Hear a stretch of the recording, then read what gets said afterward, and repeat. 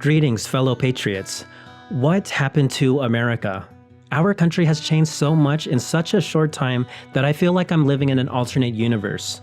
As bad as the virus is, there are other occurrences unfolding that is more disturbing because they aim at the heart and soul of the country.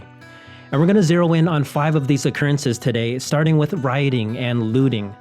Rioters and looters have been destroying our cities for months on end. The damages have been so widespread and it's still ongoing. It will be a while before we know the cost of all these riots.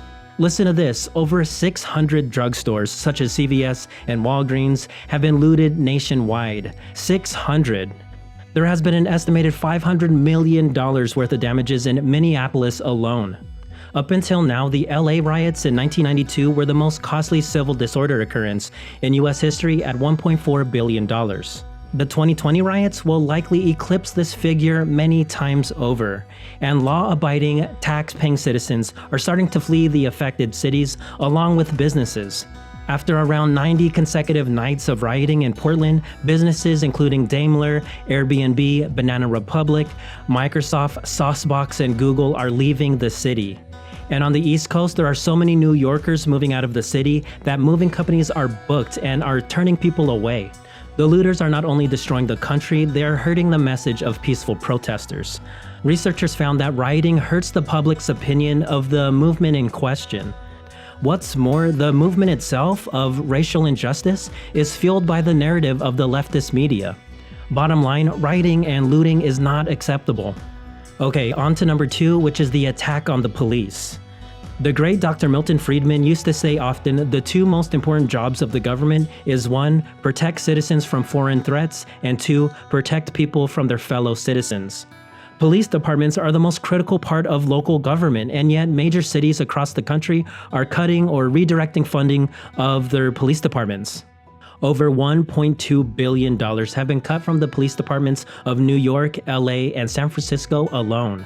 And there are at least 10 other major cities in the United States making cuts as well, including Seattle, Austin, Philadelphia, Portland, and Baltimore. Cutting police funding is foolish and goes against the wishes of majority of people. Polls show that the majority of citizens oppose defunding the police, including 55% of blacks. The city leaders who are failing to protect its citizens and property should be voted out, in my opinion, because this is irresponsible. This is the worst time to cut police funding because homicides are up a whopping 24% from this time last year in the nation's 50 largest cities. America needs law and order.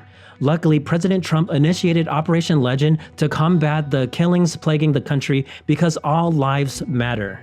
And this leads us to number 3, Black Lives Matter. Black Lives Matter is a simple and powerful slogan that paints a picture, but it does not accurately reflect the mission of its organization.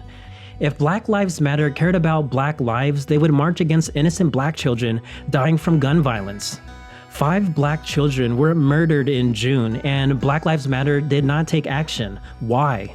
Because it does not fit their agenda, which in my opinion is to manufacture racial tension to transform America into their radical vision. Part of their mission statement, which is right on their website, is to, quote, disrupt the Western prescribed nuclear family structure requirement by supporting each other as extended families. And then it goes on from there. So they want to disrupt the nuclear family. I, for one, do not want any disruption in my family structure. But it does not end there. Black Lives Matter co-founder Patrisse Cullors is on record saying that she and fellow Black Lives Matter organizers are trained Marxists. If you don't know what that means, Google Karl Marx, who was the father of communism. And this leads us to number 4, the radical left takeover of the Democratic Party. If you think voting for Joe Biden is like voting for the Obama administration, you are sadly mistaken. Voting for Biden in 2020 is more like voting for Bernie Sanders than it is compared to Obama. That is how far left the mainstream Democratic Party has become. If you don't believe me, here's former President Obama saying it himself.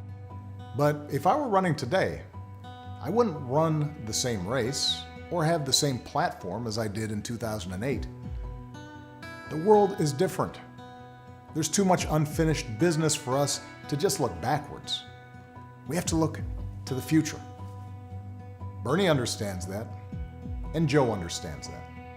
It's one of the reasons that Joe already has what is the most progressive platform of any major party nominee in history. Because even before the pandemic turned the world upside down, it was already clear that we needed real structural change. So what does this look like?